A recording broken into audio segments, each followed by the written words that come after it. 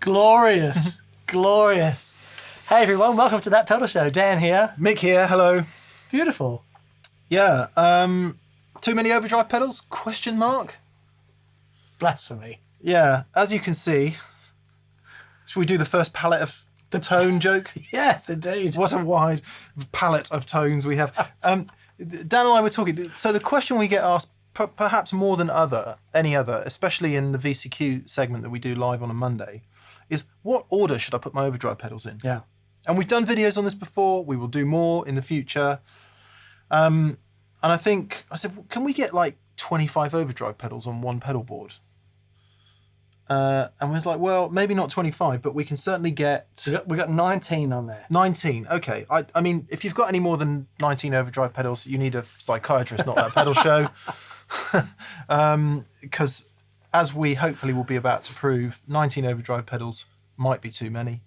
But one is not enough. Indeed. So the question is, Dan... How many is too many?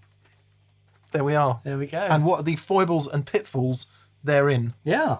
So we just found some old rubbish lying around the place, not least a pallet, which was outside. Somebody had something delivered on a pallet. And I was like, I like that pallet. I'm going to keep it. And Dan got to work on the saw, and it's become a pedalboard pallet. It's so cool. Yeah, much to Simon's annoyance, he's going to have to do all the masking, and all the pedals are going to keep moving. So we'll try and keep that to a minimum. So let's begin, Dan. Why have you got, I think, 5 overdrive pedals on your pedal board, if it's not 6? Yeah, because they each have a certain character. And depending on the guitar I'm using, depending on the song, I want to employ as many as possible. But also, they have characters that work when you stack them together.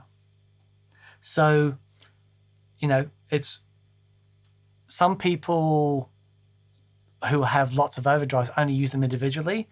It's like, that's the sound I want and nothing else. but you can then stack those together to get different sounds as well. Yeah, but I've got 5 on my board, and that between the treble boosters and the low gain overdrives and the MIDI compatible overdrives, that basically covers a massive range of tones. Yeah, because you might want to go from a clean guitar sound to a slightly overdriven one to a full-on fuzz. I think we should do that as a point of kickoff. Just Sure. explain a little bit what we mean about boost, maybe boost, overdrive, and fuzz. Just very briefly, we'll just do a couple of examples. Amps today, we've got the glorious high-watt DR103 Custom 100. Check out the cab! Yeah, we managed to find it was advertised as a As a WEM WEM. high-watt with feigned crescendos. We don't know. That's awesome. And Marshall 50-watt plexi. It is going to get loud today, so we've got some protection planned should we decide to turn the volume up. It's already pretty loud. And yeah, like we said, collection of old rubbish that we found kicking around. Few classics down the years. Indeed. Dan, if you would play, we're just going to show you what we would consider to be a boost, an overdrive, a distortion, and a fuzz. And when we talk about overdrive pedals and gain pedals, we're talking about all of that family, right? Indeed. And all the shades within. Yeah, and you might hear some people refer to an overdrive pedal as a distortion pedal, a fuzz pedal as a gain pedal as a boost. They are all interchangeable terms. They are shades of overdrive, which is what we're doing. So we'll just run through 4 different ones. What I would consider to be boost, overdrive, distortion, and fuzz. We'll use the Klon for the boost. We'll use the Tube Screamer as the overdrive. Beautiful. We'll use the Rat as the distortion. And Beautiful. we'll use the Colour Sound Super Tone Bender. What year is that? It's an old one. Nice. Yep. As the fuzz, and we won't talk, I'll just switch through them so you can hear. Sound of the amplifiers.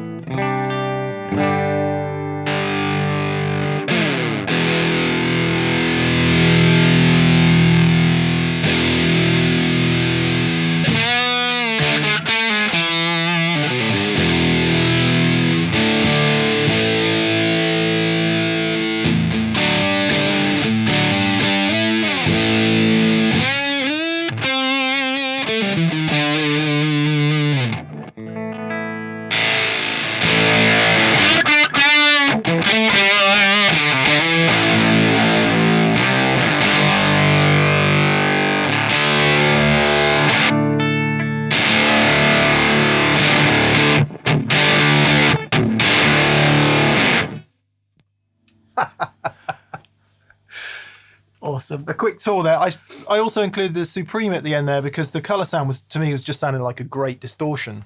Actually, Right. It wasn't sounding that fuzzy. Well, it's basically a big muff. Yeah.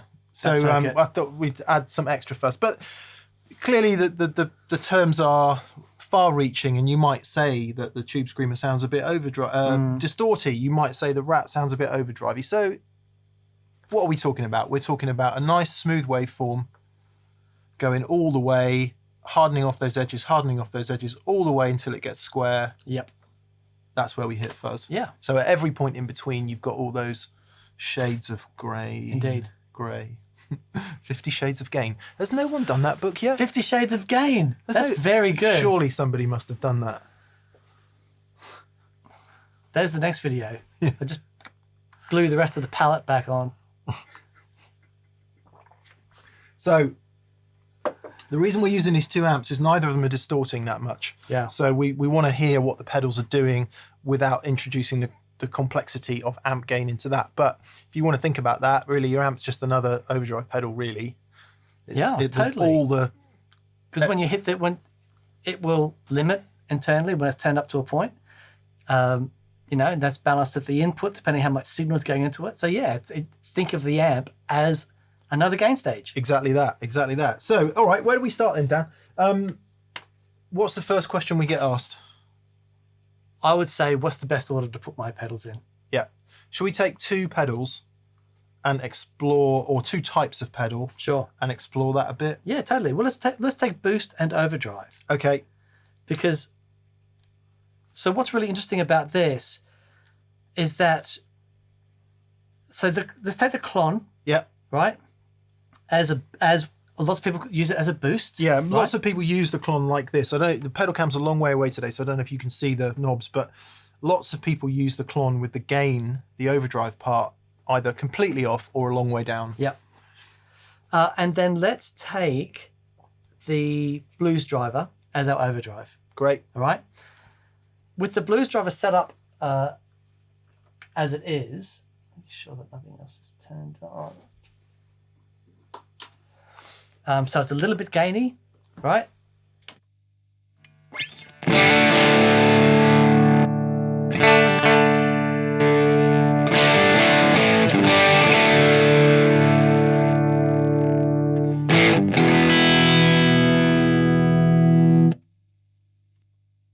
And the clon.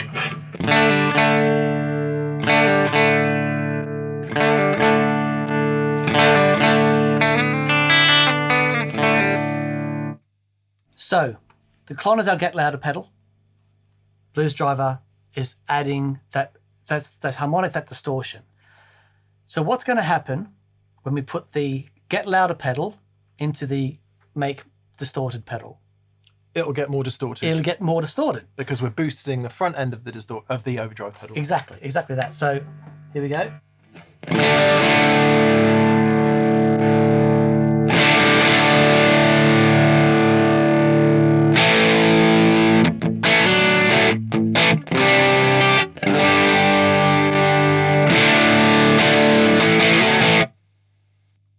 Right, so what we're going to do now is I'm going to swap the order of the pedals. Yep. So the blues driver is going to go first, and then the clon is going to go after. So we've got our make distorted pedal, and that's going to go into our make louder pedal. Yep. So what's going to happen there? Hopefully it'll get louder. So the sound of the blues driver will get louder. Let's try it. So if we, okay, here is our blues driver, which is now first in the signal.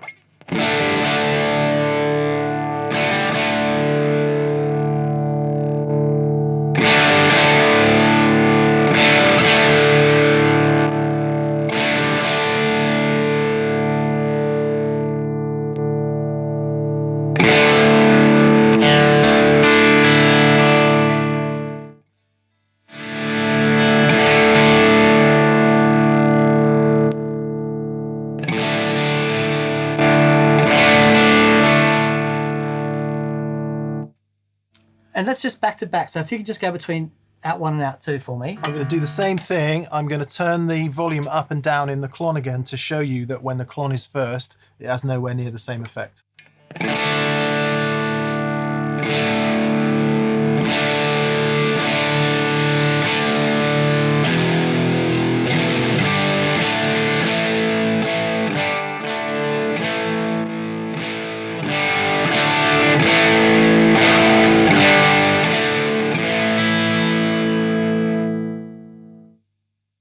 Exactly the same 2 pedals. Yep.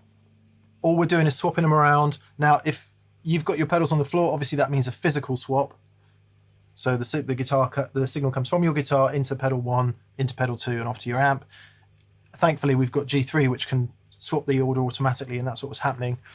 But I was doing exactly the same thing. I was turning the volume up and down, and what did they notice, Dan? So, with the volume up and down, with the boost pedal after the overdrive, we could get a lot more volume because we had headroom in the boost pedal, so that could take all that lovely fuzziness and make it louder. However, with the boost pedal beforehand, what we were doing is we were driving more signal into our overdrive pedal. And so what's happening in the overdrive pedal, the signal is limiting. The circuit creates this amount of gain, and then they limit that gain. That gives us our overdrive.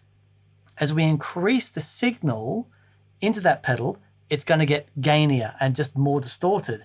Same thing as if we swap guitars, right? If you had a louder output guitar, the pedal's going to sound gainier. Yeah, which is why if you're playing a Strat, it doesn't sound as gainy, and you plug in your Les Paul, and all of a sudden it sounds gainier. Exactly. And that, I mean, the lesson could endeth there, really. Yeah, totally. Because that is literally everything you need to know about gain stacking. So the practical solution, practical example of that is, you're playing away there, everything's on 10 right across. No. But you've got a great sound, and your amp's overdriving a bit, and everything's really cooking. You step on your boost pedal, nothing happens. Yeah. Why? Because there's no headroom left, either in your pedals or in your amp, for it to get any louder. All it's doing is getting more distorted. And that's exactly what we were doing when we were hitting that blues driver with the clon and turning the volume up. All that was happening is that there was no available headroom left, and it was just getting more distorted. Put the clon after the blues driver, the clon's got a ton of headroom. The amps have got a ton of headroom because they're clean. Yeah. It just gets louder and louder and louder. So, but just to finish this off, what I want to do now is I want to turn the clon into an overdrive. Okay. And I want to turn the blues driver into a boost. Cool. Okay. So if you can go back to the normal, if you can turn the drive of the clon up for me.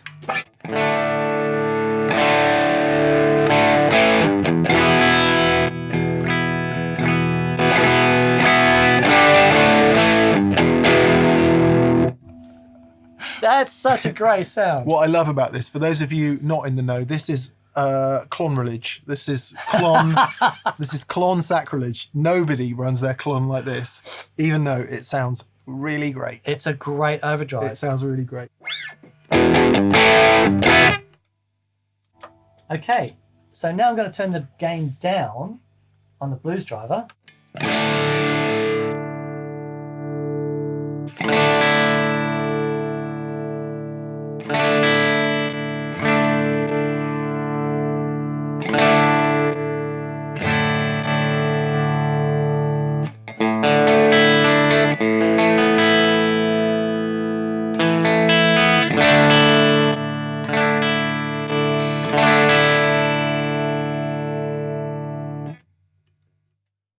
So now the blues driver is acting as our boost. We've swapped the roles. Indeed. So the clon is now doing overdrive, and the blues driver is now doing boost. So now if we do the same thing.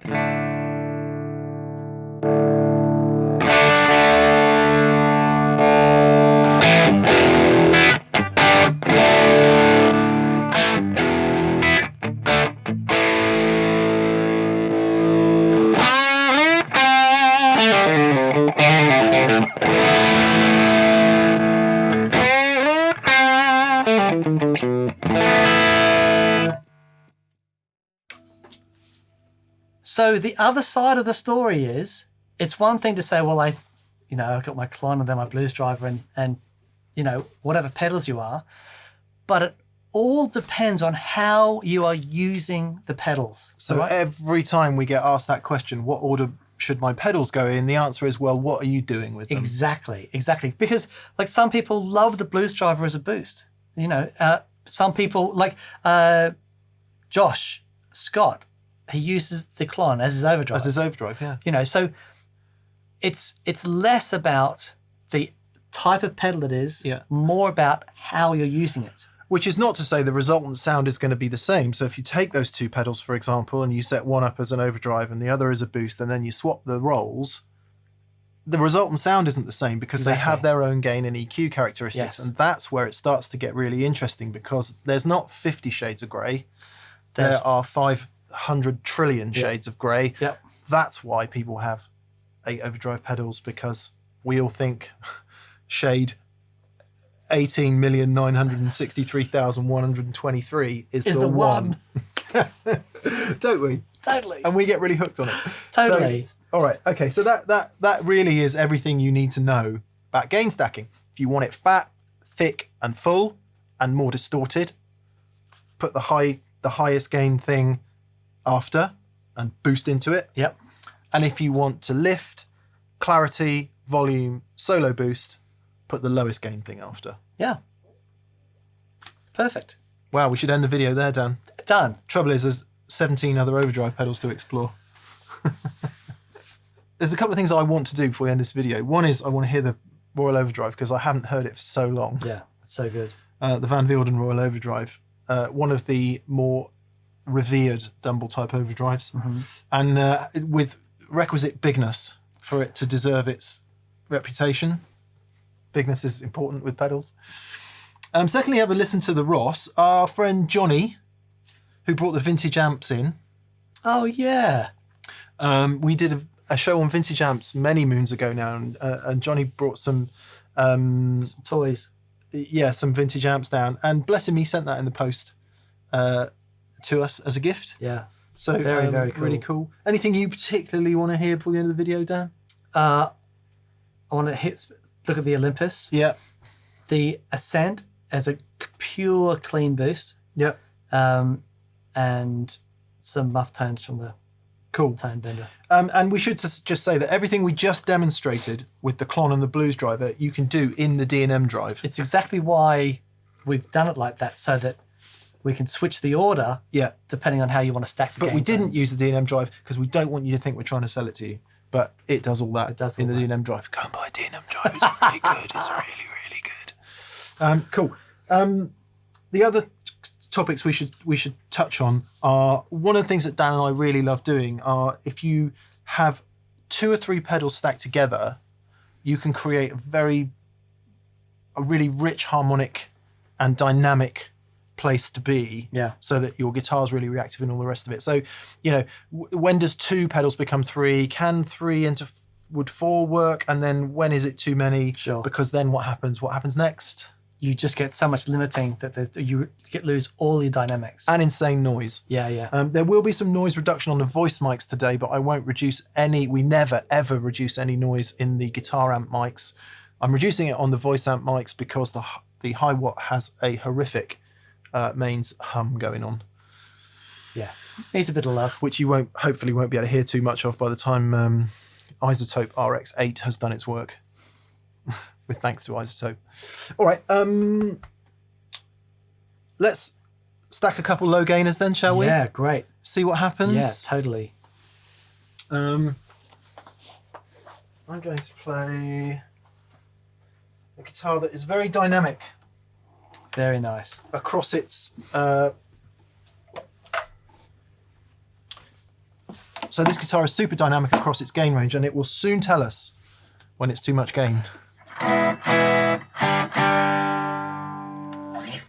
So Dan, maybe you could stack me up just at random. Okay. A few things, nice low gain, and Yep. let's see where we get to. Okay.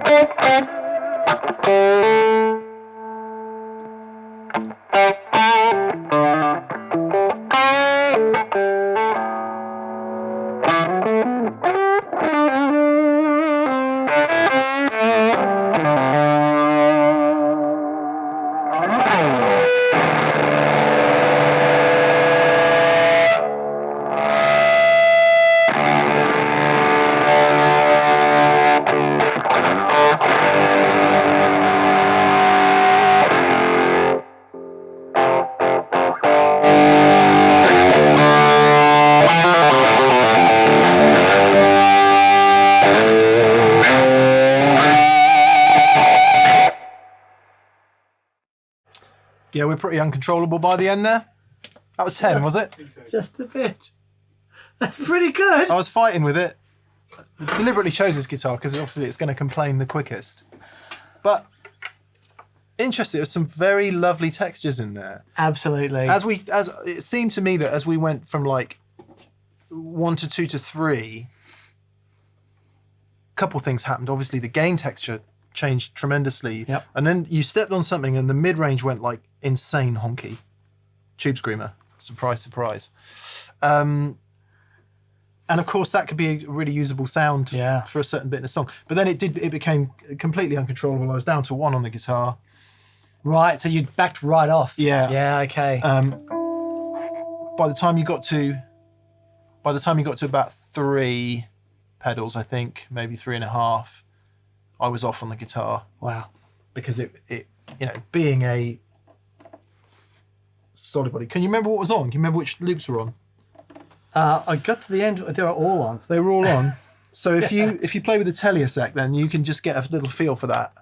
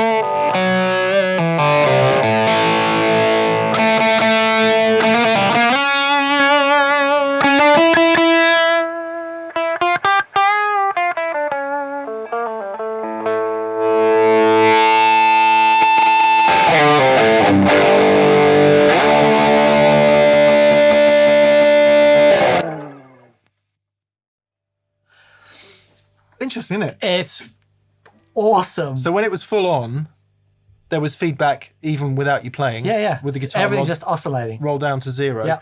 I took a few pedals off and that went away, and Dan went down really low on the guitar. And then we went to that real sort of middly, the middly thing. Yeah. So clearly within that, there's a tremendous amount of latitude. Totally. I mean, so it's a great fun thing to do. If you've got a few overdrive pedals, Yeah. turn the gain down, put them all on together, and then start experimenting and seeing how that, they start driving into each other and how that affects the distortion circuits. Yeah. I want to drill more forensically into that. Let's take 3 pedals. Okay. And stack them into one another, and we'll have the gains as low as they'll go and just bring the gains up a bit. Okay. Meantime, let's just talk about noise. Dan, don't play for a second.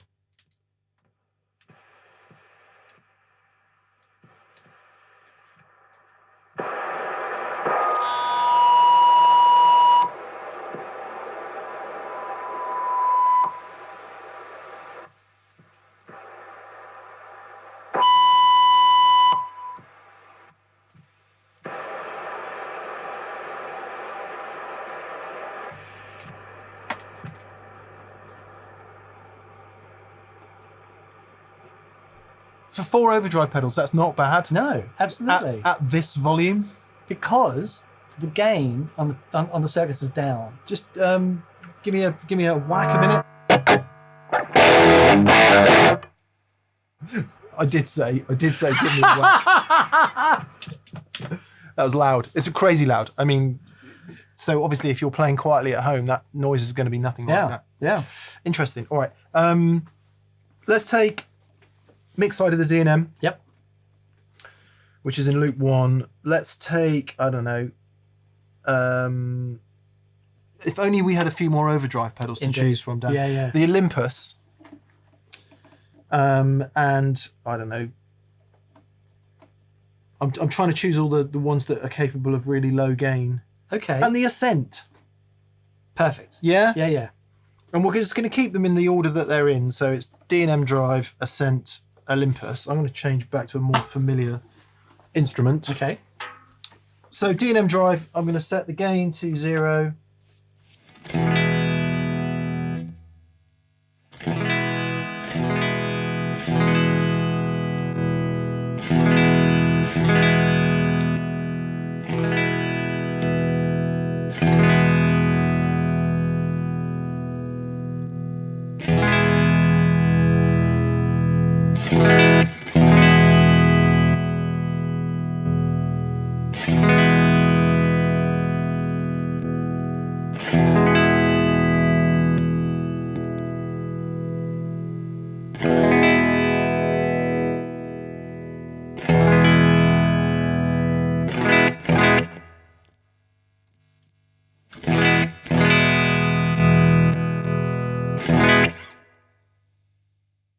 What I've done there, switched on 3 gain stages, all with the gains, ignore the Ascent because it doesn't really have a gain control, but all with very low gain. What we discovered as I turned each thing on, it got louder. So what I've done is I've used the last one, the Olympus, to match more or less the clean sound of the amp in terms of volume, turn the Olympus down. So we've now got 3 gain stages on.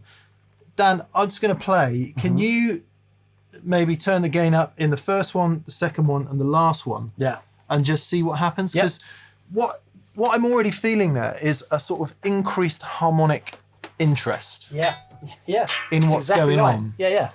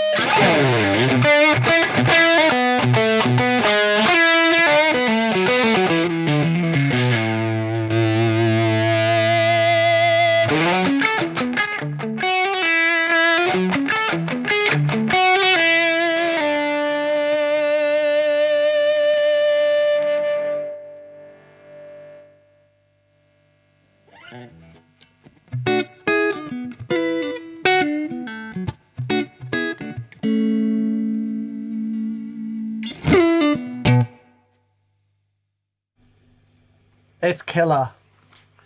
What order should I put my pedals in? Exactly. Yeah, exactly. It just depends entirely. So hopefully what you heard there was, even with 3 overdrive pedals on, we went from clean, and what I thought that added, certainly in the low ranges of the gain there, was obviously a little bit more sustain, because we added a bit of volume, tried to regulate that throughout, and then the harmonic complexity was a bit more interesting. Yeah. And because even with just the smallest amount of gain, the pedals are limiting a bit, you get the slightest amount of compression, and you can just hold on to those notes, which I think is interesting in the context of clean sound discussions, because that clean sound from the high watt there, especially, is brutal. Yeah. It's so transient nothing. Yeah. Whereas you add in a couple of gain stages there, and that transient gets softened off a bit, and what happens after gets increased a little bit. And when we got to a point with the pedals where there was so much signal, the Olympus just couldn't take that at the input. Something died, didn't it? Yeah. But, like the Ascent, the volume coming out, the signal coming out of the Ascent is massive, So, everything has its limitations. But it's, you'll find when we turned the gain up, we started increasing the limiting, there was a different thing. Yeah, there's wonderful. a real sweet spot, isn't there, in that low gain? Couple things stacked together, and it is a different experience. I think it's a different experience than one pedal on its own doing a low gain thing. Yep, totally. There's just something about the way the two things work together that's really sweet. Yep. But the other really important factor with that is EQ. Right. Because, if we've got a mid-hump pedal at the start, it's a very different experience than a mid-hump pedal at the end doing the boosting. Okay.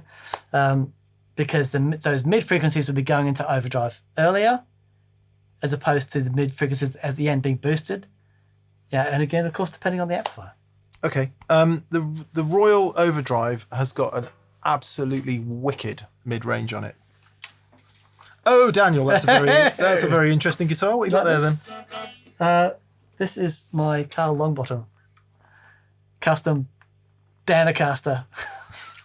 So Carl's a friend of ours from north of England, who, before we knew Carl a couple of years back, he wasn't making guitars, he's a carpenter. And he's a joiner. It's very specific to say, not a carpenter, a joiner.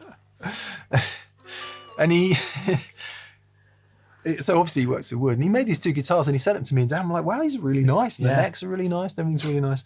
The T-style one that he sent Dan had a pickup configuration that you couldn't really get on with. So Dan was really interested in some wide range humbuckers and a Strat trem. So it's I said, Carl, I love the neck on this thing, and it's gorgeous to play. Can we have some fun? He said, yeah.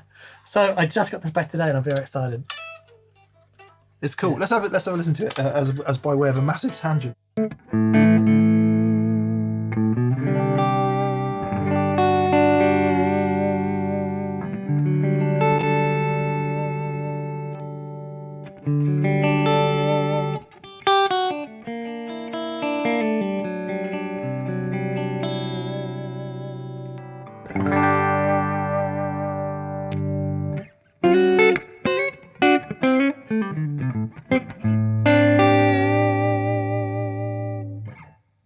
Got a wanger on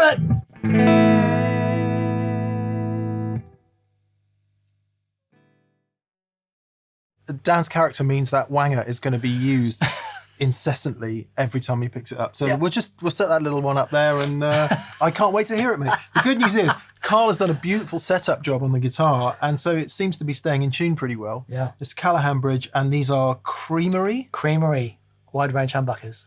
Wicked. Right, what are we doing? We're talking about EQ. Yeah, so let's have a look at the Royal Overdrive, because that's got a really comprehensive EQ section in it. Get ready for some no's, people. Dan.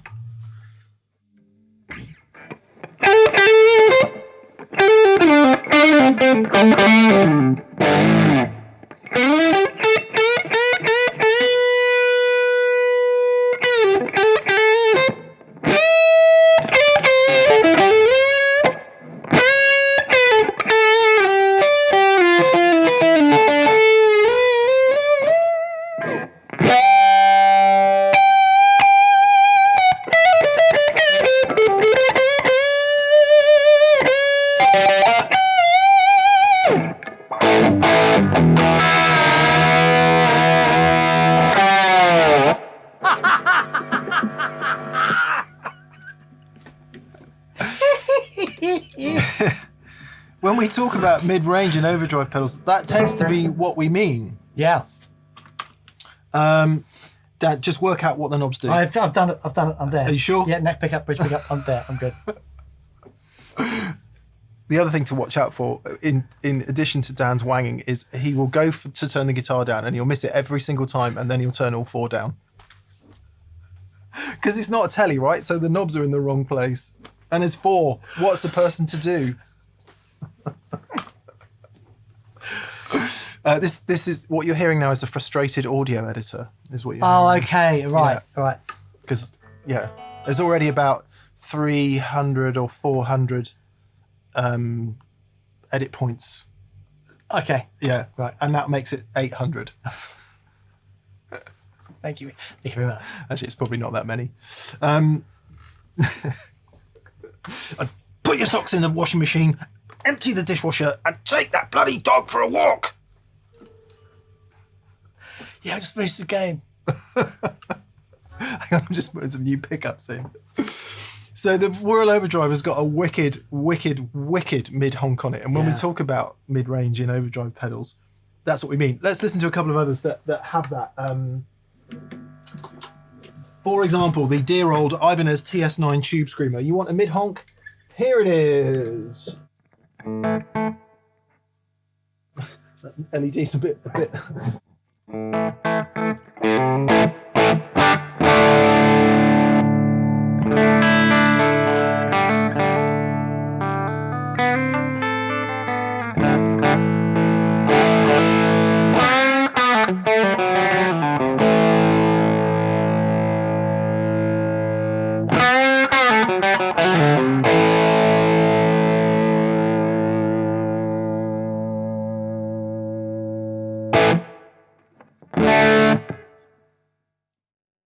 Now, what happens if we stack a load of mid on top of that? This happens.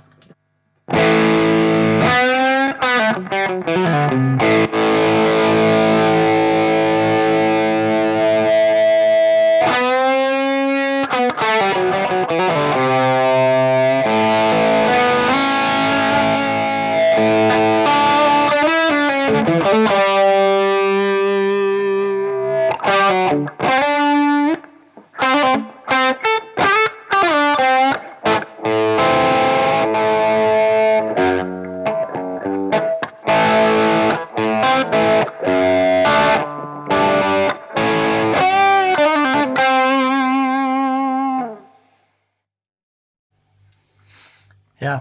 Nose, and it is really, really noticeable. Yeah. Compare that with a kind of distortion sound that doesn't have mid-range in the same place. I'm going to put the tone bender on.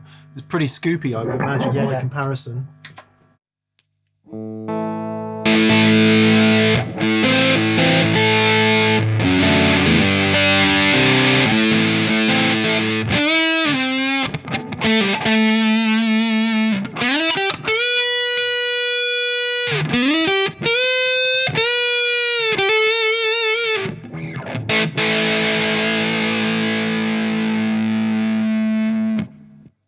So, yeah, a little bit mid-rangey, but not in the same place. The Rat, a little bit scoopy.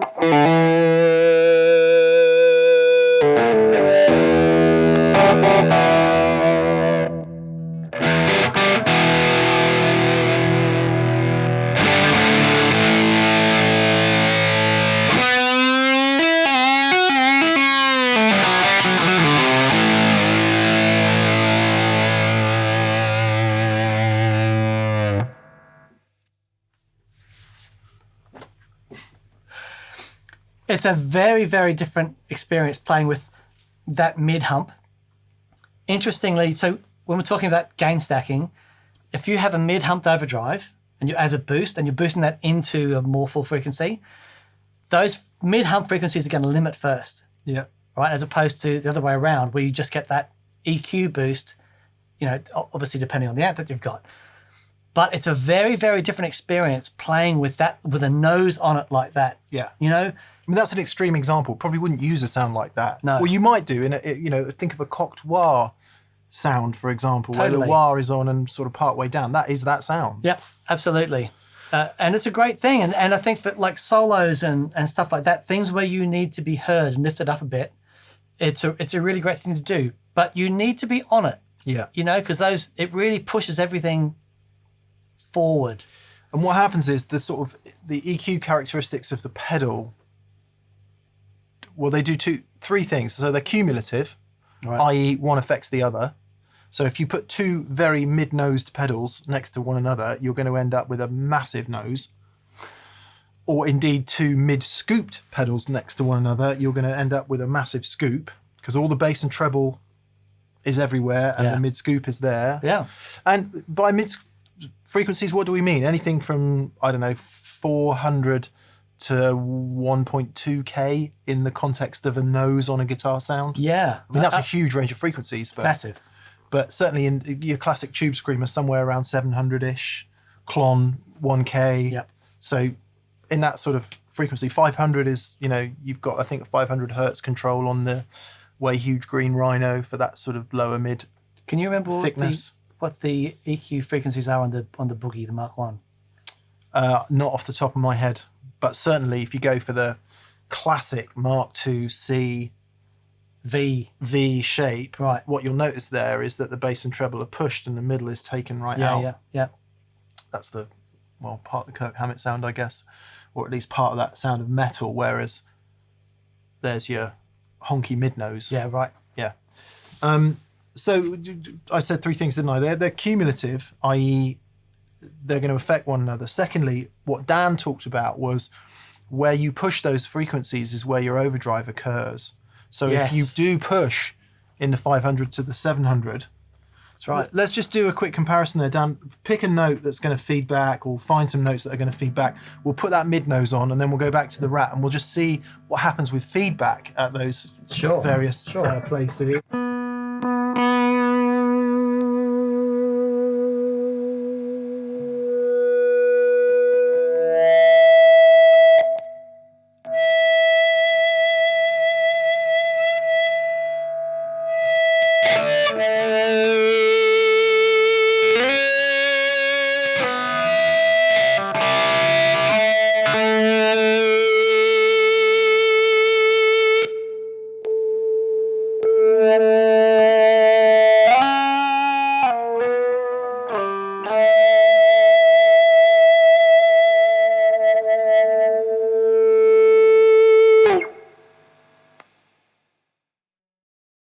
Just play around something a sec and see where it happens. Okay.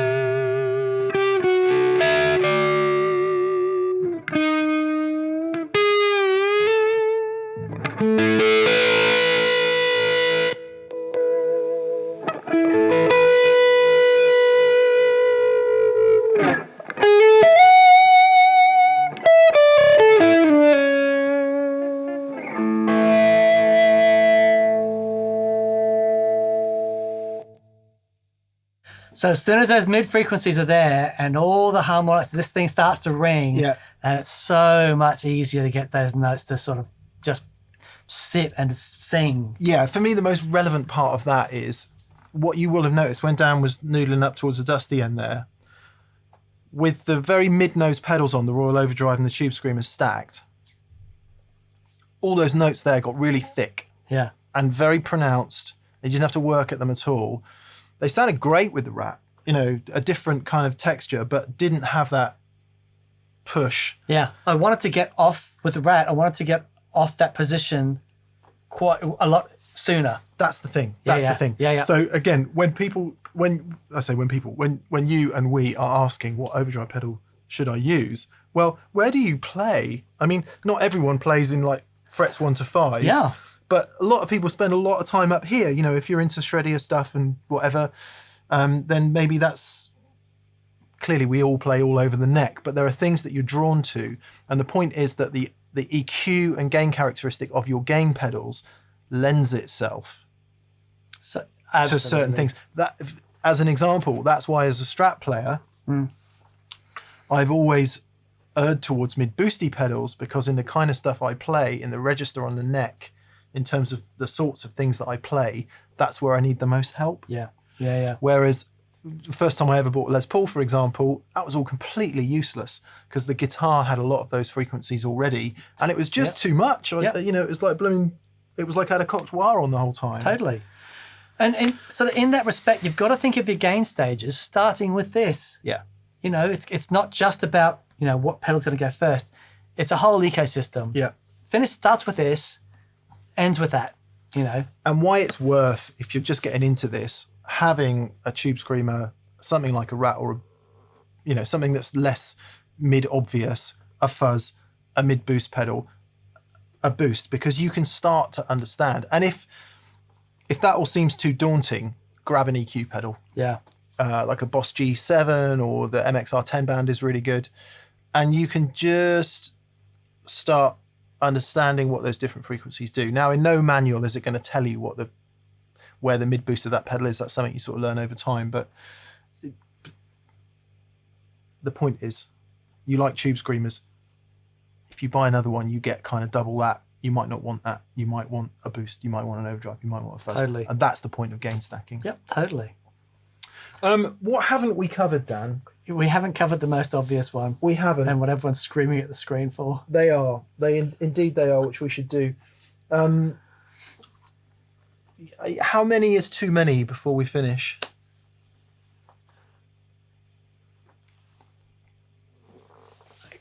Is that a question that we can even answer? How many are you comfortable with stacking? Stacking? Yeah. Quite a few. Yeah. I'm very happy to stack quite a few. 3 is for me. I get confused after 3. Right. And I quite often do that. So if you've got I don't know, D&M Drive, for example, which has got 2 gain stages in it plus a clon after that, or you've got fuzz, I don't know, boost and clon, or 3 clons, or because for me, because of the way I run my pedals, tend to be with a bit of gain in them. Yeah. Anything more than that, and all of a sudden, you will have noticed, and you will notice before the end of the video, sometimes when you step on the next pedal, it gets quieter. And that's why more than 3 doesn't really work for me. Sure. What I'm really inspired to do after this, because some of those low gain stacked sounds were so awesome. Yeah. I'm going to have a look at getting 3 or 4 pedals in one loop and just trying that as a core sound. Yeah. Because it was so cool. If I have 2 pedals stacked and then I either hit the front end with a treble booster or hit the other side with a, you know, make louder. Yeah. So yeah, 3 or 4, depending on what, you know, whether I'm going for more gain or just more volume. Yeah. Very comfortable with that. However, there are other gain pedals that I need for specific sounds. It's like the sound of that tone bender is its own thing. Yeah. You know, so fuzzes, they are their own thing, like the Supreme, as we heard before as well. I can have my 4 stacking pedals and then that, and then, you know, other bits and pieces. So how many is too many? Man, I don't know. I'll be very happy with 10 overdrive pedals on my board. And even then I'll be sat down thinking, maybe if I just, yeah. Yeah. Cool. All right. Hope that was useful. We're going to do the obvious thing now. Go.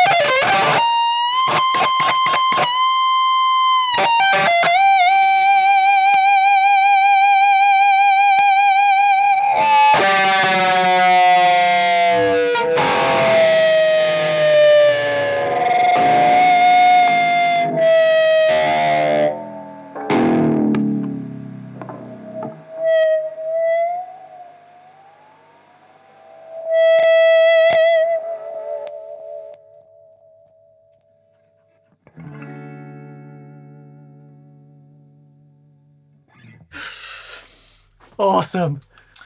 Point proven, I think, wasn't it? Yeah. Literally no discernible effect after about 5. Yeah. Therefore, there's never any limit to how many overdrive pedals that you can practically use on your pedal board.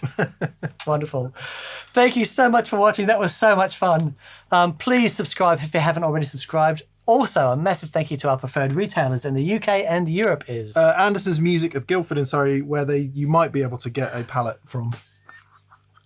I'm sure Lee's got a couple at the back. Yeah. Also, our dear friends in Australia. Pedal Empire of Brisbane, Queensland. And there are some... They don't have pallets there, do they?